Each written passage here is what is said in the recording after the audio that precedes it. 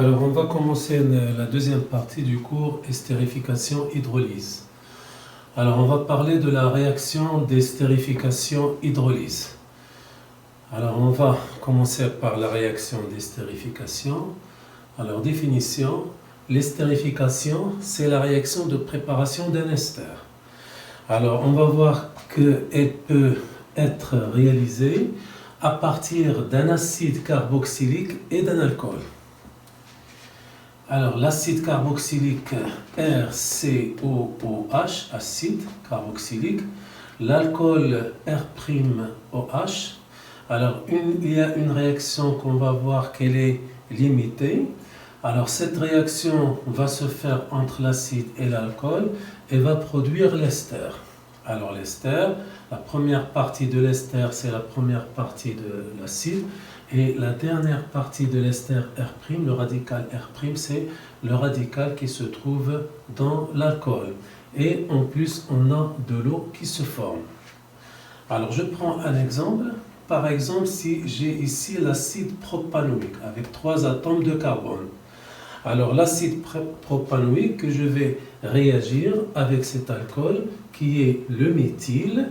On a ici 3 atomes de carbone, donc le méthylpropane en position de 2 ôles, méthylpropane 2 ôles. Alors la réaction, on va toujours faire attention à l'hydroxyle, la liaison de l'hydroxyle pour former l'ester. Donc le début de l'ester, c'est le début de l'acide carboxylique. Vous avez ici CH3, CH2C, donc c'est la même chose. Alors l'oxygène va être lié à ce groupe. Et c'est quand vous faites un couper-coller, vous coupez cette partie et vous la collez à partir de cette liaison pour former la dernière partie de l'ester, le radical R'. Je le colle ici à partir de cette liaison que j'ai marquée ici en rouge pour former l'ester et bien sûr avec de l'eau. Alors l'ester est l'alcanoate d'alkyle, donc c'est le propanoate de quoi? Du diméthyléthyle. C'est un diméthyle qui est lié à un éthyle, donc propanoate du diméthyléthyle. Alors on va voir comment on va procéder expérimentalement pour faire l'expérience. Alors ici l'expérience est réalisée dans un ballon dans lequel je vais mettre une mole d'acide acétique, une mole d'éthanol, quelques gouttes d'acide sulfurique qui va servir de catalyseur et quelques pierres ponces pour régulariser l'ébullition.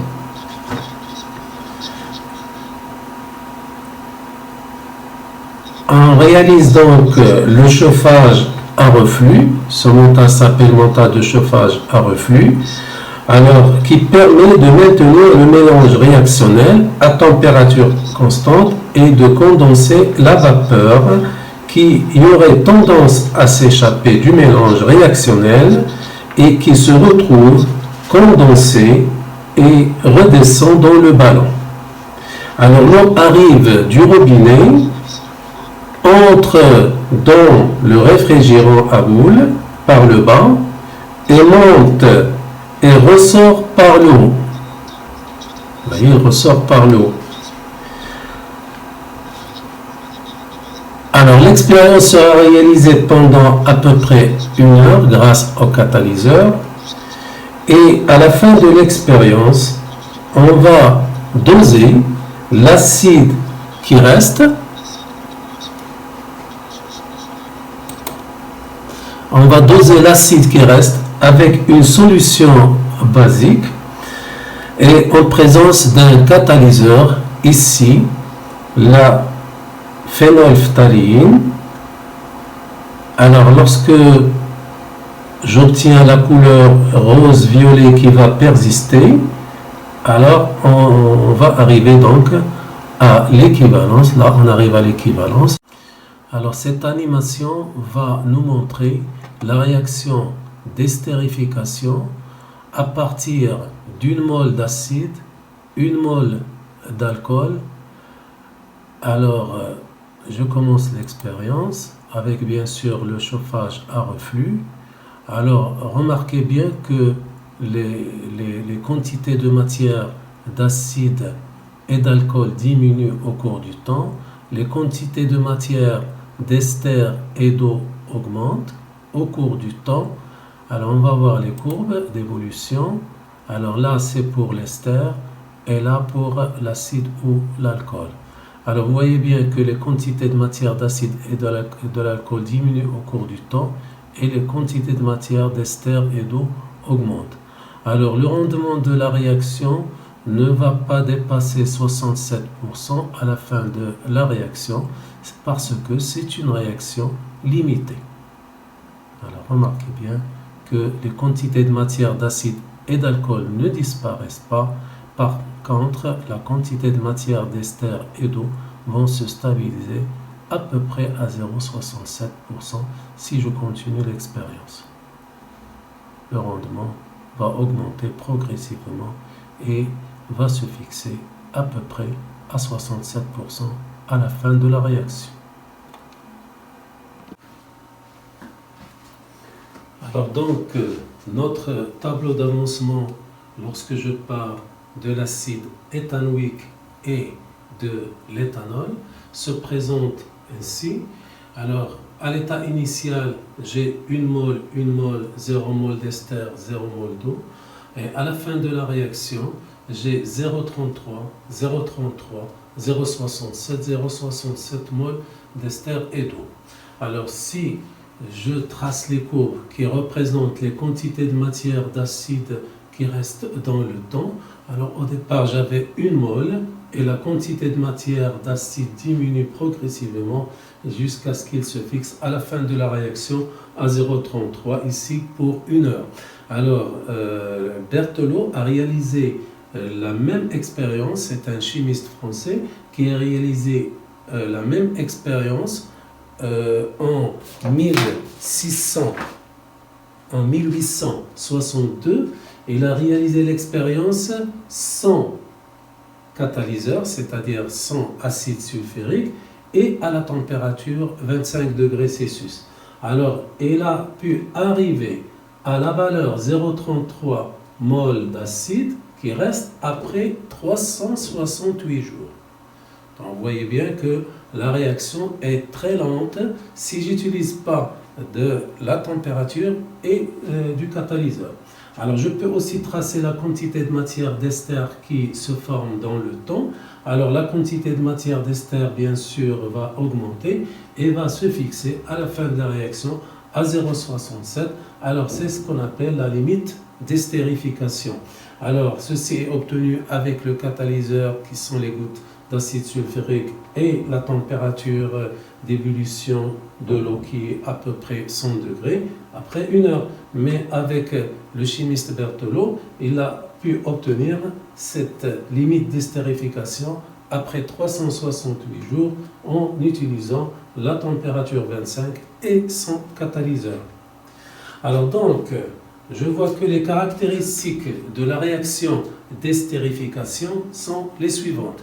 Alors, on voit bien que c'est une réaction qui est lente. Et c'est une réaction qui est limitée parce que la quantité de matière d'acide et d'alcool n'ont pas disparu et je n'ai pas obtenu à la fin de la réaction 1 mol, 1 mol. Et aussi, c'est une réaction qui est athermique. Elle est athermique parce que il n'est ni exothermique ni endothermique. Alors, on va montrer en effet qu'il est limité. Si je calcule le taux d'avancement de la réaction, alors le taux d'avancement de la réaction, c'est X final sur X max. X final, c'est 0,67.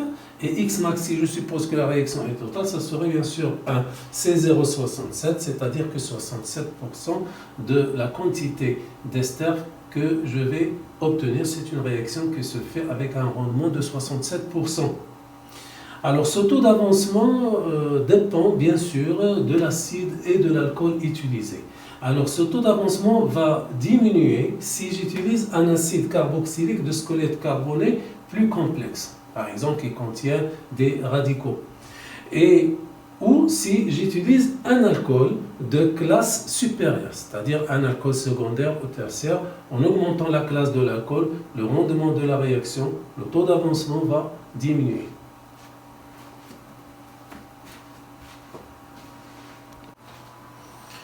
Alors, deuxièmement, la réaction d'hydrolyse. Alors, définition, c'est la réaction inverse de la réaction d'estérification.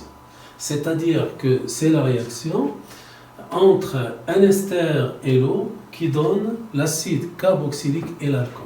Donc, je prends l'ester RCOOR' avec de l'eau et ça redonne l'acide RCOH et l'alcool R'OH.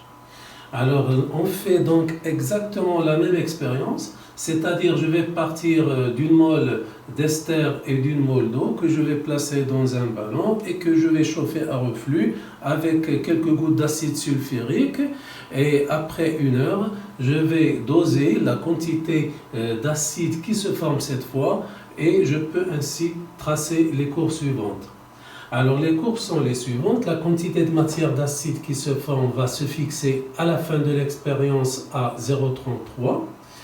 Alors ceci est obtenu après 1 heure si j'utilise le catalyseur qui est les quelques gouttes d'acide sulfurique et la température 100 degrés. Mais avec les conditions de Berthelot, on l'obtient à 368 jours, c'est-à-dire sans catalyseur et la température ambiante.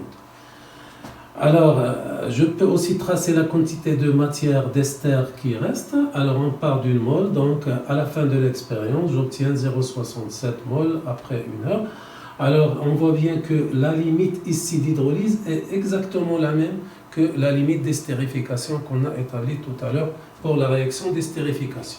Alors, les caractéristiques de la réaction, c'est aussi une réaction lente, elle est limitée et aussi athermique.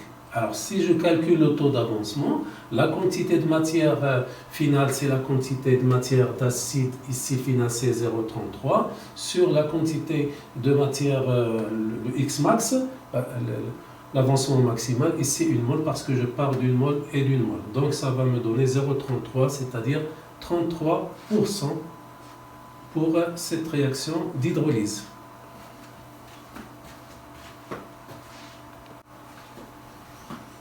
Alors, troisièmement, réaction d'estérification-hydrolyse.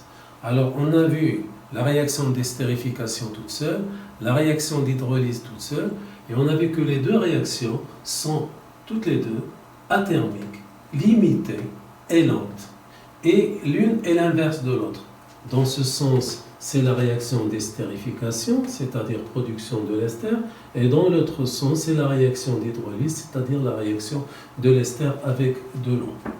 Alors donc, cela nous conduit à une réaction équilibrée, à un équilibre chimique qui est dynamique, c'est-à-dire qu'à la fin de la réaction, les deux réactions d'estérification et d'hydrolyse continuent de se faire, mais avec la même vitesse. Alors la constante d'équilibre de cet équilibre, K, c'est la concentration de l'ester fois la concentration de l'eau. Alors là, je prends aussi la concentration de l'eau et je ne la remplace pas par 1 parce que dans ce cas, l'eau, ce n'est pas le solvant, c'est un produit qui se forme. Alors sur la concentration de l'acide fois la concentration de l'alcool, donc pour l'ester, on a vu tout à l'heure, c'est 0,67, 0,67 sur l'acide 0,33 et l'alcool 0,33. Si tu fais le calcul, tu trouves que la constante est égale à 4. Et ceci pour la réaction qu'on a vue entre l'acide acétique et l'éthanol.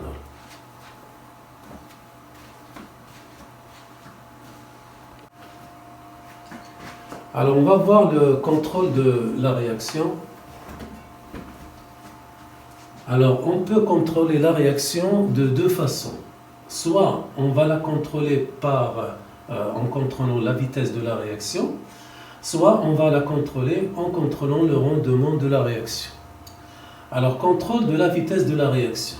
Alors on va voir que la vitesse de la réaction, on a vu tout à l'heure que la vitesse de la réaction augmente en augmentant la température et en utilisant un catalyseur. Alors on a vu que Berthelot n'utilise pas de catalyseur, utilise une température de 25, donc il lui faut 368 jours pour arriver à l'équilibre d'estérification hydrolyse.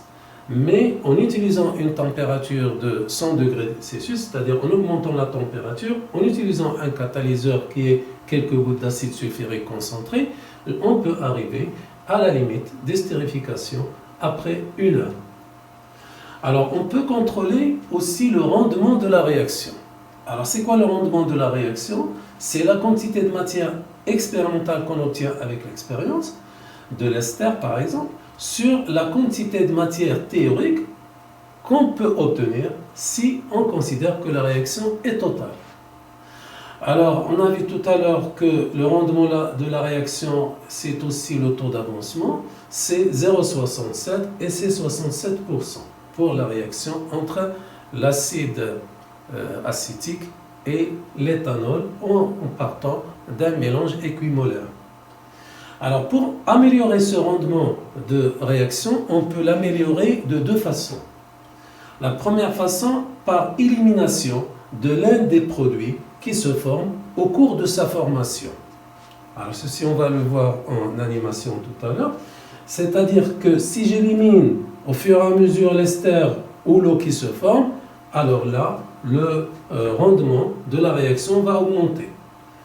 On peut utiliser aussi une autre méthode, c'est d'utiliser un excès de l'un des réactifs. Par exemple, je peux faire une réaction entre un excès d'acide et de l'alcool, ou bien un excès d'alcool et une quantité d'acide. Alors ceci va faire augmenter le rendement de la réaction et on peut même arriver jusqu'à une réaction presque totale.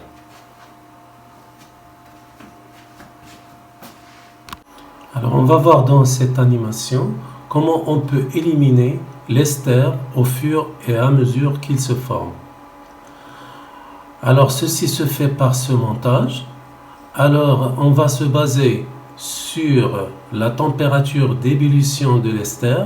Il faut que la température d'ébullition de l'ester soit la plus faible par rapport aux autres composants, par rapport à l'acide, l'alcool et l'eau. Alors, l'ester ayant une température d'ébullition plus faible, il va se transformer en vapeur en premier et il va être condensé avec ce réfrigérant incliné et ainsi, au cours de l'expérience, on va l'éliminer au fur et à mesure. Et ceci va augmenter le rendement de la réaction. Alors, on va le voir.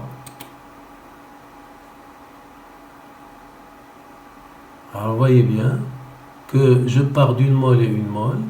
Vous voyez bien que la quantité d'ester commence à se condenser, l'ester commence à se condenser. Sa quantité de matière donc va disparaître, il est extrait par distillation. Et on voit bien que le rendement de la réaction commence à augmenter fortement et il peut arriver même à 100% si je continue l'expérience. Vous voyez bien que la quantité de matière d'acide commence à s'affaiblir et il arrive presque à 0. Et là, on arrive presque à 1. Le rendement arrive presque à 99 jusqu'à 100%.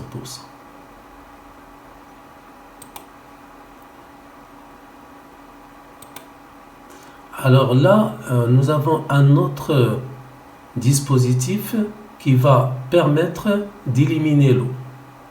Alors, c'est ce qu'on appelle le dispositif de Dean-Stark. Alors là, on ajoute ici du cyclohexane avec le mélange réactionnel. Alors, la vapeur du cyclohexane et de l'eau, alors en phase liquide, ils ne sont pas miscibles, mais en phase gazeuse, le cyclohexane et l'eau sont miscibles. Alors les vapeurs sont miscibles, ils arrivent là et ils vont se condenser, ils ont une température inférieure à 100, le mélange gazeux, ils vont se condenser dans le réfrigérant à boule et là c'est le montage de Dean-Stark. Le mélange de cyclohexane et de l'eau, il est ici et l'eau étant donnée plus dense que le cyclohexane, il va se trouver à l'intérieur de ce tube et en ouvrant le robinet, je vais éliminer l'eau au fur et à mesure de l'expérience et ainsi je peux augmenter le rendement de la réaction. C'est ce qu'on appelle le montage de Dean-Stark. Vous voyez ici.